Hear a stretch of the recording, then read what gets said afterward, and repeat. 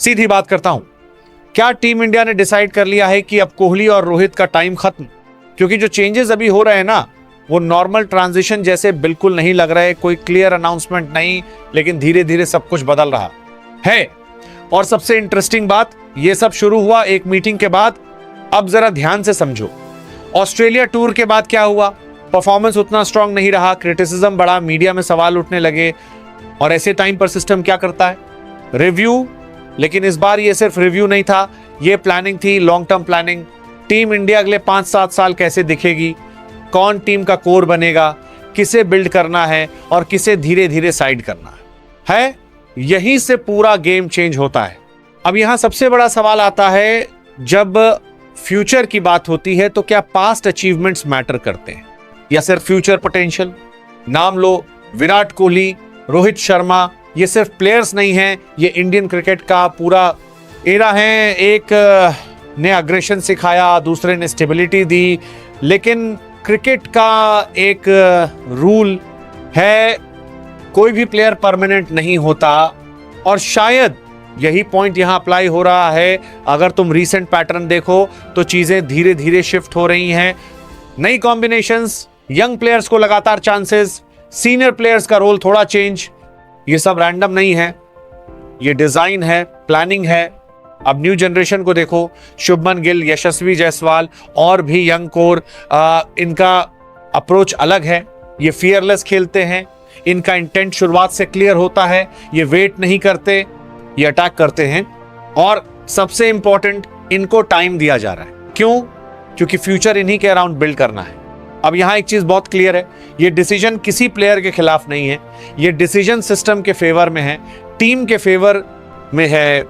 लेकिन फैंस के लिए ये एक्सेप्ट करना आसान नहीं है, क्योंकि इमोशनल कनेक्शन बहुत डीप होता है। तुम खुद सोचो, इतने सालों तक जिन प्लेयर्स को फॉलो किया, उनके साथ जीत सेलिब्रेट की, उनके सेंचुरीज देखे, उनके स्ट्रगल्स देखिए, अचानक से उनका रोल कम होता दिखे तो थोड़ा हैवी फील होता है। लेकिन दूसरी साइड भी देखो, अगर ट्रांजिशन सही टाइम पर नहीं हुआ तो गैप क्रिएट होता है, और जब गैप आता है तो टीम को रीबिल्ड करने में साल लग जाते हैं। और शायद इंडियन क्रिकेट अब वो मिस्टेक रिपीट नहीं करना चाहता। अब यहां पर एक नाम बहुत इंपॉर्टेंट हो जाता है, गौतम गंभीर। उनका अप्रोच थोड़ा अलग है, वो इमोशनल डिसीजंस नहीं लेते, वो डायरेक्ट देखते हैं कौन डिलीवर कर सकता है, कौन फ्यूचर में फिट बैठता है। और ऑनेस्टली ऐसे डिसीजंस इजी नहीं होते, ये टफ होते हैं, कंट्रोवर्शियल होते हैं, लेकिन लॉन्ग टर्म में इंपैक्ट डालते हैं। अब अगर तुम बिगर पिक्चर देखो तो टारगेट क्या है? 2027 वर्ल्ड कप, और उससे पहले एक सेटल्ड टीम चाहिए, एक स्ट्रॉन्ग कोर चाहिए जो प्रेशर हैंडल कर सके, और उसके लिए आज से इन्वेस्टमेंट शुरू करनी पड़ती है। अब सवाल यही है, क्या ये सही टाइम है ट्रांजिशन का या थोड़ा जल्दी है? कुछ लोग कहेंगे नहीं, अभी भी कोहली और रोहित कंट्रीब्यूट कर सकते हैं। कुछ लोग कहेंगे नहीं, अब टाइम है आगे बढ़ने का। यही डिबेट चल रही है। लेकिन ग्राउंड रियलिटी क्या है? चेंज ऑलरेडी शुरू हो चुका है, चाहे धीरे धीरे, लेकिन क्लियरली। अब तुम नोटिस करो, team selection, batting order changes, roles define हो रहे हैं। ये सब सिग्नल है, और सिग्नल्स इग्नोर नहीं किए जाते, समझे जाते हैं।